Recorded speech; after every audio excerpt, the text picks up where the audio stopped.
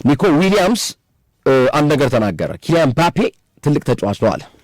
ኒኮ ዊሊያምስ ትልቅ ተጫዋች ነው፣ ነገር ግን አለ በዓለም ምርጡ ተጫዋች ግን የሚገኘው እኛ ጋር ነው፣ ስፔን ውስጥ ነው የሚገኘው። እናውቃለን፣ ጥሩ ተጫዋች ነው ኪሊያን ምባፔ። ምርጡ የዓለም ተጫዋች ግን ያለው ስፔን ውስጥ ነው። እሱም ላሚን ያማል ይባላል ብሎታል። ላሚን ያማል ብሎታል። ፈረንሳይ ከስፔን በጣም ምርጥ ጨዋታ፣ የዓለም ዋንጫ የፍጻሜ ጨዋታ መሆን የነበረበት ግን ግማሽ ፍጻሜ የተገናኙ ቡድኖች ናቸው። ፈረንሳይ ከስፔን ላሚን ያማልና ኪሊያን ምባፔ በተገናኙባቸው በባለፉት 5 ግንኙነቶች የላሚን ያማል ስብስብ ነው ያሸነፈው። በጣም የሚገርመው ዛሬ ማታ ከተሳካለት ላሚን ያማል ኪሊያን ምባፔን በ6 ጨዋታ ያሸንፈዋል ማለት ነው። እና ስፔን ከፈረንሳይ ጋር ባላቸው በተለይ የምባፔና የላሚን ያማል ግንኙነት ይሄ ማለት ይሄንን ስናነሳ ግንኙነታቸውን እናነሳ ነው። በክለብም ደረጃ ሊሆን ይችላል። በባለፉት 5 ግንኙነት ምባፔና ያማል ሲገናኙ ያማል ነው ያሸነፈው። ፈረንሳይ ከስፔን ነገስ አርጀንቲና ከእንግሊዝ ዴክላን ራይስ እንግሊዞች ተመልሶላቸዋል። ትልቅ ዜና ነው ለእንግሊዞች። አርጀንቲና በሁለተኛው ማሊያዋ እንድትጫወት የ1986ቱን ነው 85ቱን ለማስታወስ በሚል እና ተፈቅዶላታል። አርጀንቲና በሁለተኛው ማሊያ የነ ማራዶናን ዘመን ለማስታወስ ነው በዛ ማሊያ የሚጫወቱት ማለት ነው። የፎክላንድ ደሴት የጦርነት ትንቅንቅ በእግር ኳሱ የሚታይበትም ጨዋታ ነው የነገው ጨዋታ ደግሞ። ሁለቱ የይገባኛል ጥያቄ አላቸው በፎክላንድ ደሴት ማለት ነው። ይሄ የቆየ ግጭት ነው። ሁሌ አርጀንቲናና እንግሊዝ በተገናኙ ቁጥር ለዛ ነው አርጀንቲናውያን ምንም አይነት የእንግሊዝ ዳኞች እንዳይዳኙን ብለው ማንም የእንግሊዝ ዳኛ አርጀንቲናን አያጫውትም። ባይዘይ ከፎክላንድ ደሴት ውዝግብ ጋር ይገባኛል ውዝግብ ስላለባቸው አርጀንቲናና እንግሊዝ ማለት ነው። ዞሮ ዞሮ ነገ በስፋት የምንመለከተው ሲሆን ዛሬ ግን የምንዳስሰው ፈረንሳይ ከስፔንን ይሆናል። እኔ ዓለም ዋንጫው ሳይጀመር ገና ግምቴን ያስቀመጥኩት ዓለም ዋንጫው ሳይጀመር ልብ በሉ፣ ይኸው ሶፊ ምስክር ነው፣ ሌሎች ያዳመጣችሁም አላችሁ።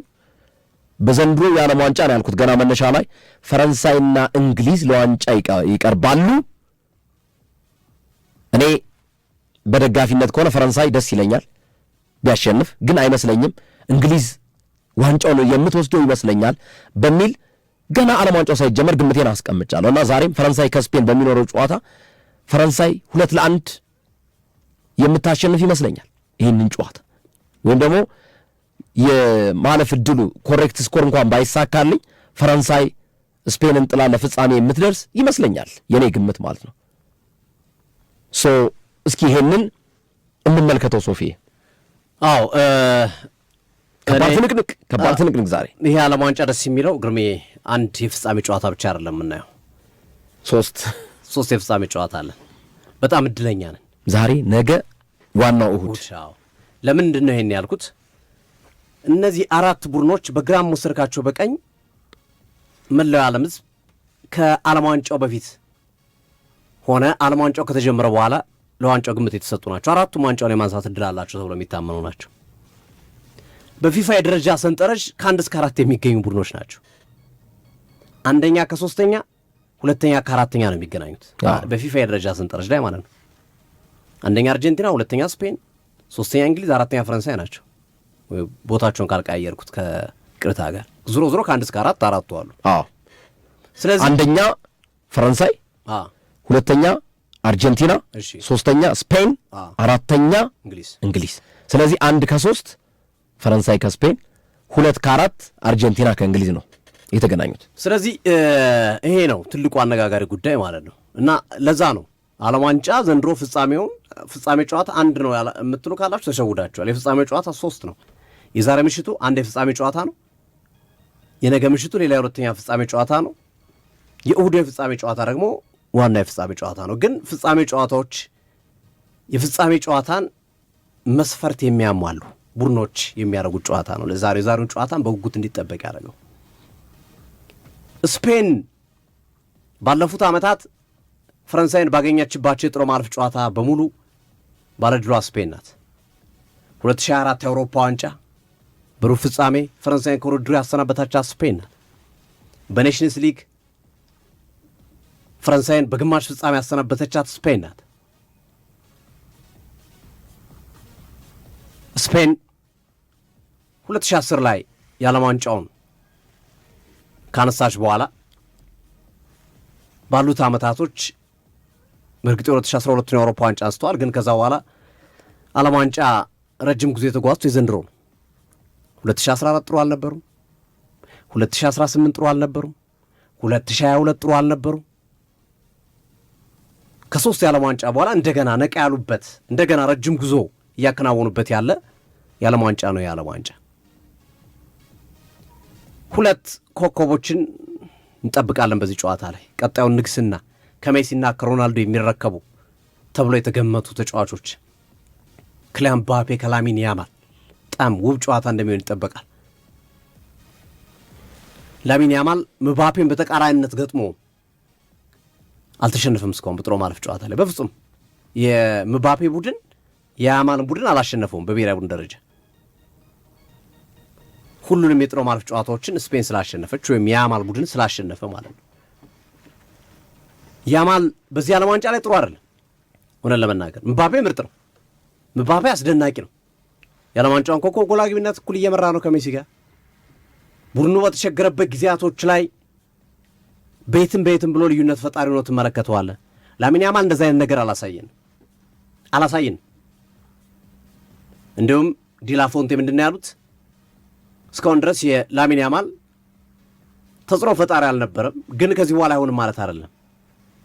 ግማሽ ፍጻሜው ላይም ወደ ፍጻሜው ካለፍን ፍጻሜው ላይ ልዩነት የሚፈጥር ተጫዋች ነው ላሚን ያማል የሚል ሀሳባቸውን ያነሱበት ሂደት አለ። እውነት ነው። የተለያዩ ጨዋታዎች ላይ ተመልክተነዋል። ቤልጂየም ላይ አይተነዋል። ብዙ ጨዋታዎች ላይ ላሚን ያማል ግማሹን እንኳን ላሚን ያማል የምናውቀውን በባርሰሎና በተለይ ባለፈው የውድድር ዓመት ይሄኛው የዘንድሮ የውድድር ዓመት ሳይሆን ከዘንድሮ የውድድር ዓመት በፊት በነበረው ታቻምና በነበረው ቡድን ውስጥ የነበረው ላሚን ያማልን እያየን አይደለም። እውነት ለመናገር በፍጹም እያየነው አይደለም። በተለይ አምና የሆነ አንድ ጉዳት ካስተናገደ በኋላ ከአንዲት አርጀንቲናዊት ሴት ጋር የፍቅር ግንኙነት እንዳለው ይፋ ካደረገ በኋላ ሙዚቀኛ ናት፣ 25 ዓመቷ በደም የምትበልጦ ነበረች። ግላዊ ህይወቱም የእግር ኳስ ህይወቱም ብዙም በሚፈለገው መንገድ እየተጓዘ ነው ብዬ አላምንም። ላሚን ያማል ግን ከፊቱ ማስተካከያ ማድረግ ከቻለ ነገሮችን አሁንም ወደ ጥሩ መንገድ ሊያመጣ የሚችልበት እድል ያለ ይመስላል። ያማል አሁን እኮ ተስተካከለ እንጂ አንድ ሰሞን እኮ በቃ ድብልቅልቅ ብሎ ነበር የሱ የህይወት ላይፍ። በተለይ ከፍቅር ጋር በተገናኘ ከበርካታ ሴቶች ጋር የነበረው ግንኙነት የዓለም መነጋገሪያ ሁሉ ሆኖ ነበር። እንደው አንዳንዶች እንደውም በእኛ ባህላዊ አነጋገር ወይም በእኛ ብሂል ሳይሞቅ ፈላ ሁሉ እያሉት ነበር ላሚን ያማልን። እነዚህ ነገሮች በላይፉ ላይ በእግር ኳስ ህይወቱ ላይም ተጽዕኖ ነበራቸው። በተለይ ጀራርድ ፒኬ ምንድን ያለው ሰሞኑ በነበረው አስተያየት ላይ ላሚን ያማል እኮ ምግብ መብላትም ዜና ነው። በቃ ላሚን ያማል ለማንኛውም ሰው ልብስ መልበስ ምግብ መብላት ዜና አይደለም በቃ ቤዚክ ኒድ ስለሆነ ማለት ነው። ላሚን ያማል ግን ምግብ ሲበላ ቢታይ ላሚን ያማል ምግብ በላ ተብሎ ዜና ይሰራል ብሏልና ሚዲያው የሚዲያ ጫና አለበት የራሱ ችግር እንዳለ ሆኖ እሱ በተወሰነ መንገድ የልጁን ኬሪየር ያለፈው ዓመት የነበሩት ውዝግቦች፣ አነጋጋሪ ጉዳዮች ኬሪየሩ ላይ ተጽዕኖ ያላቸው ይመስለኛል። ቶሎ ወደ ሪትም መግባት አለበት፣ ነገሮችን ቶሎ ወደ ማስተካከልና ራሱን ወደ ማግኘቱ እድሜው ገና ከመሆኑ ጋር ተያይዞ ማለት ነው። ለዛም ዲላፎንቴም በቀጣይ ጨዋታዎች ላይ ትመለከቱታላችሁ የተሻለ ነገር ያሳያል የሚል አስተያየታችሁን የሰጡ። ስፔን በጣም ጠንካራ የመከላከል አቅም ያለው ቡድን ነው። በዚህ ዓለም ዋንጫ አንድ ጎል ብቻ የተቆጠረበት ከቤልጂየም ጋር ዲካትላሪ ያስቆጠረባቸው ጎሎች ያም በኡናይ ሺሞን ስህተት እንጂ በተከላካዩ ስህተት አይደለም። ጎል የተቆጠረው አንድ ጎል ነው የተቆጠረባቸው። ፈረንሳይ ደግሞ ከአርጀንቲና ቀጥሎ ብዙ ጎል ያስቆጠረ ቡድን ነው በዚህ ዓለም ዋንጫ። ከአርጀንቲና ቀጥሎ ብዙ ጎል አስቆጥሯል ፈረንሳዮች። ስለዚህ በጣም ጠንካራ የመከላከል ቡድን በጣም ከሚከላከለው ጠጣር የሆነ የመከላከል አካሄድ ከሚከተለው ቡድን ጋር የሚያደርጉት ጨዋታ ነው የዛሬው ጨዋታ። ብዙዎች ፈረንሳይን ይገምታሉ። እውነት ነው፣ ፈረንሳይን አለመገመት አይቻልም ለዚህ ጨዋታ። ፈረንሳይ ጠንካራ ቡድን ነው፣ ሁሌም እናነሳዋለን። በቃ የፈረንሳይ ታክቲክ እኮ ሌላ ብዙ ለተጫዋቾቻቸው የሚሰጡት እኮ አሰልጣኝ ዲዲየር ዴሾ ብዙ የሚሰጡት ትእዛዝ የለም። በቃ አንድ ትእዛዝ ነው የሚሰጧቸው። ተከላካዩ ኳስ ካገኘ ለአጥቂው አድርስ ነው፣ አማካኙም ኳስ ካገኘ ለአጥቂው አድርስ ነው። ከዛ እነሱ ይጨነቁበት ነው። ኦሊሴ፣ ምባፔ፣ ዴምብሌና ዴዝሪ ዱዌ ወይም ባርኮላ ታክቲካቸው ይሄ ነው በቃ። በዚህ ሂደት ውስጥ ባለፈው ፈረንሳይ ከሞሮኮ በነበራቸው ጨዋታ ላይ ፈርስት ሃፍ ላይ የተቸገሩበት ዋነኛው መንገድ ሚዱ ላይ ስለተበለጡ ነው። ከኮኔና ከአድሪያን ራቢዮ የሚወጡ ኳሶች ቶሎ ቶሎ አለመምጣት ፈርስት ሃፍ ላይ ተከላክለዋቸዋል። ሰከንድ ሃፍ ላይ ደግሞ ያንን ቦታ የነፈጉባቸውን ቦታ ትቶ ኢዘዲን ናሂ ለማጥቃቱ ወደፊት ሲሄድ ካውንተር እያገኟቸው አሸነፏቸው። ስለዚህ የስፔን የአማካይ መስመር ከሞሮኮ የአማካይ መስመር አንጻር ስናየው በጣም ጠንካራ ነው። በጣም ታክቲካል ዲሲፕሊንድ ናቸው። ጥራታቸው በጣም ከፍ ያለ ተጫዋቾች ናቸው።